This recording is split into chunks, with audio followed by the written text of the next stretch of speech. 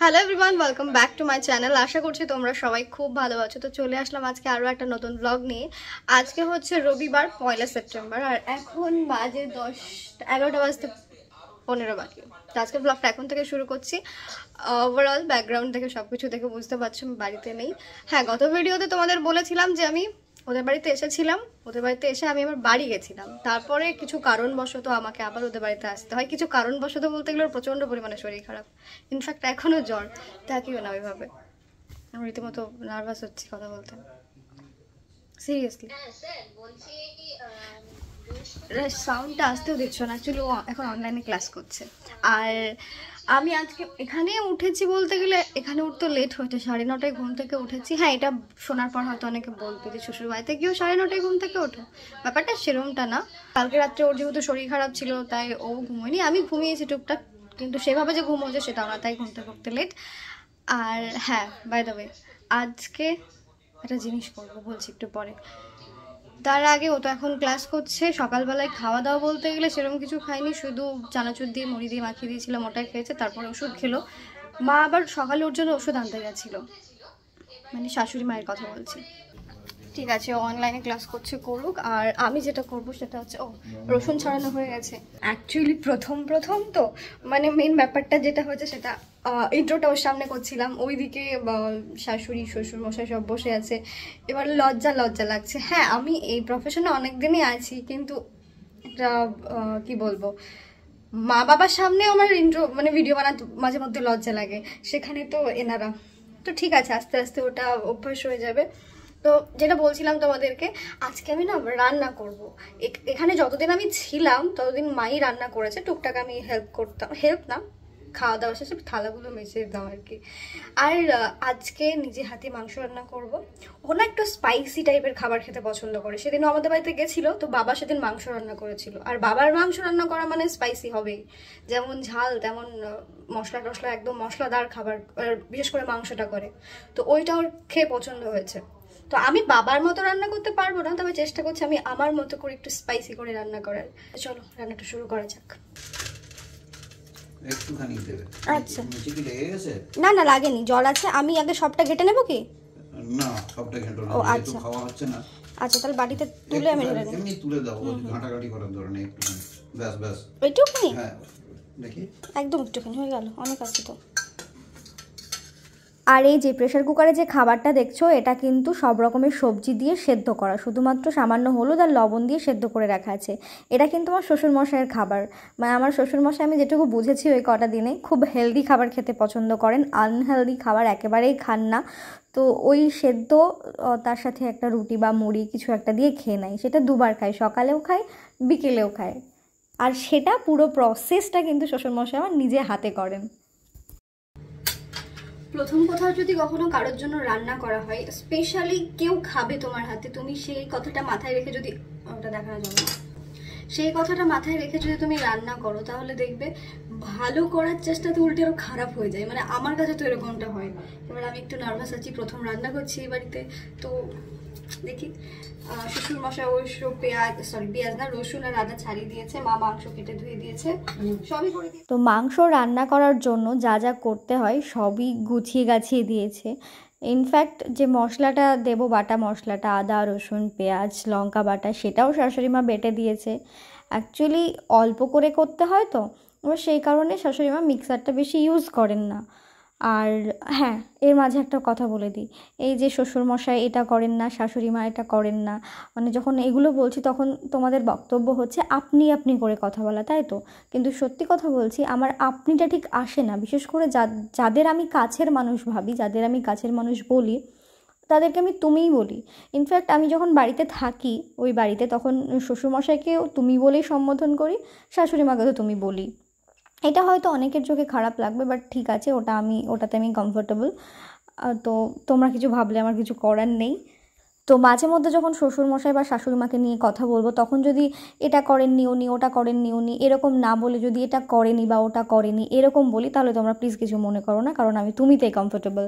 আর এই যে দেখতে পাচ্ছ আমার শাশুড়ি মায়ের ছোট্ট একটা কি সুন্দর কিউট একটা শিলপাটা, এটাতে নাকি মা বলছিল যে আমার শ্বশুরমশাই যখন হোস্টেলে থাকতেন তখন এটা ইউজ করতেন, মানে নিজে রান্নাবান্না করার ক্ষেত্রে।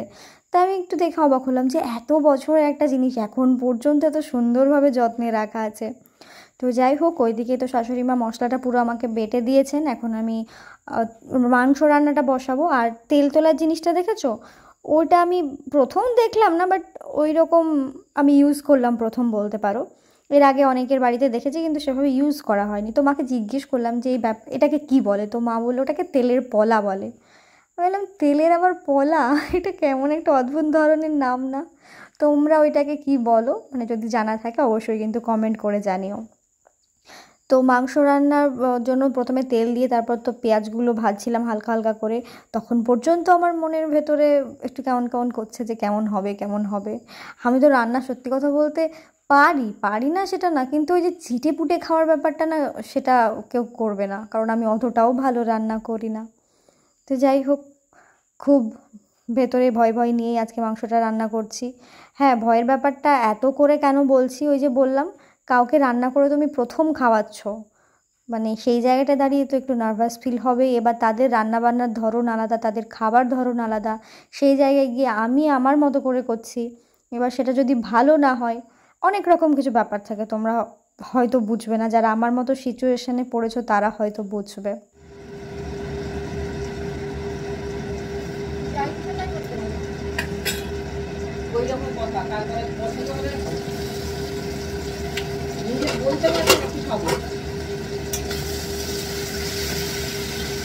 তো দেখতেই পাচ্ছ মাংস রান্না হয়ে গেছে, এখন কড়াই থেকে বাটিতে ঢেলে নেব।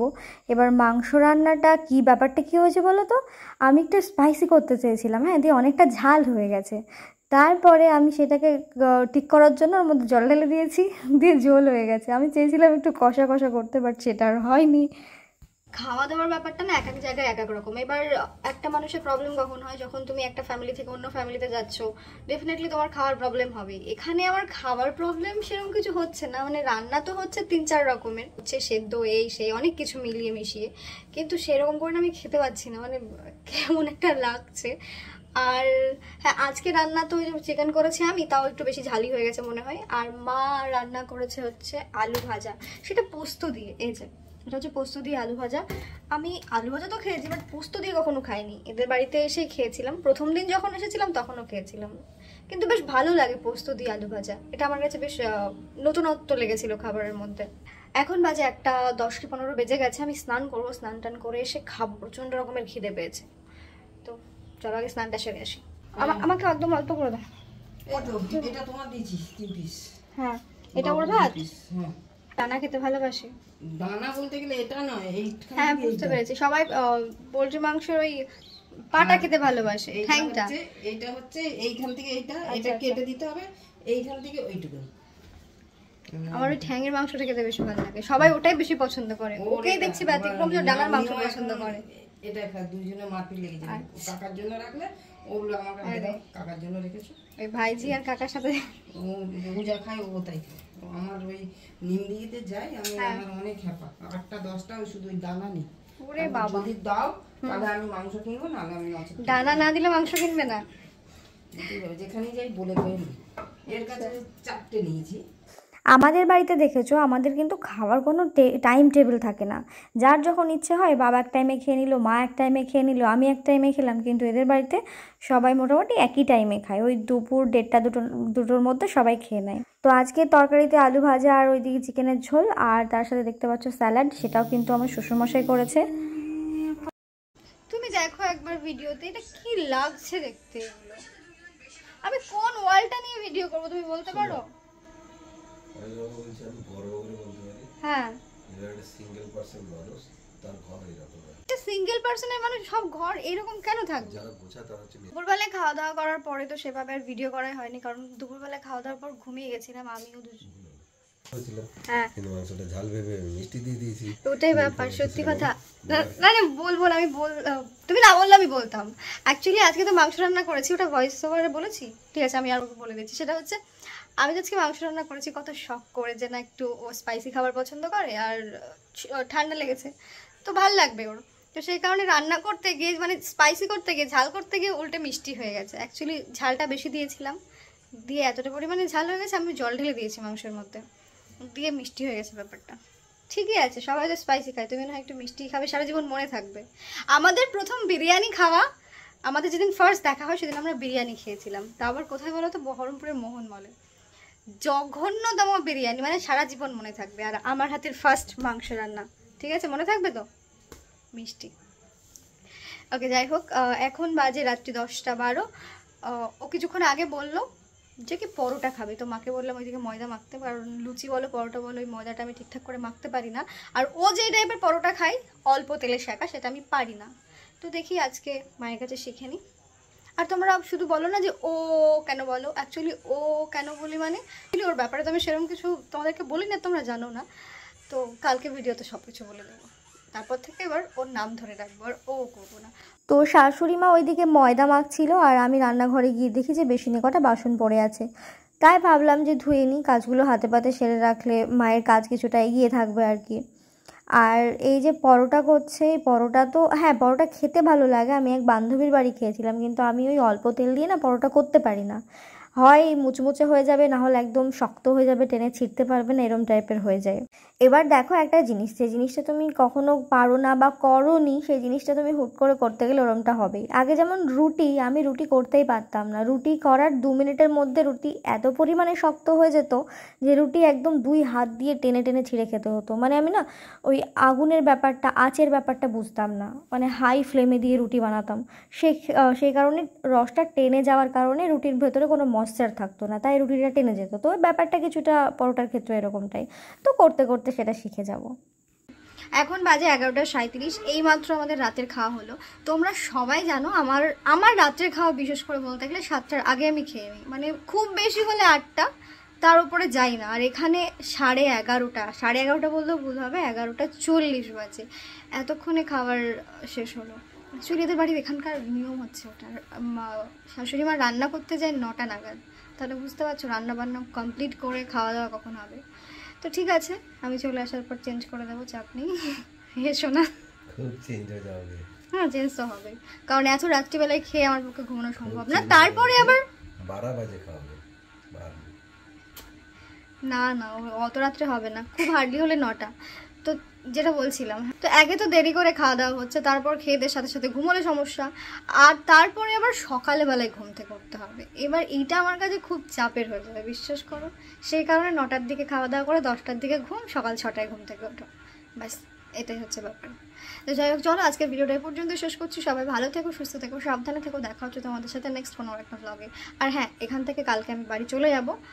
আর বাই দ্য ওয়ে 3 তারিখে পরশু দিন লিওর অপারেশন আছে, তো তার জন্য আরও তাড়াতাড়ি চলে যেতে হবে। ওকে চলো, টাটা।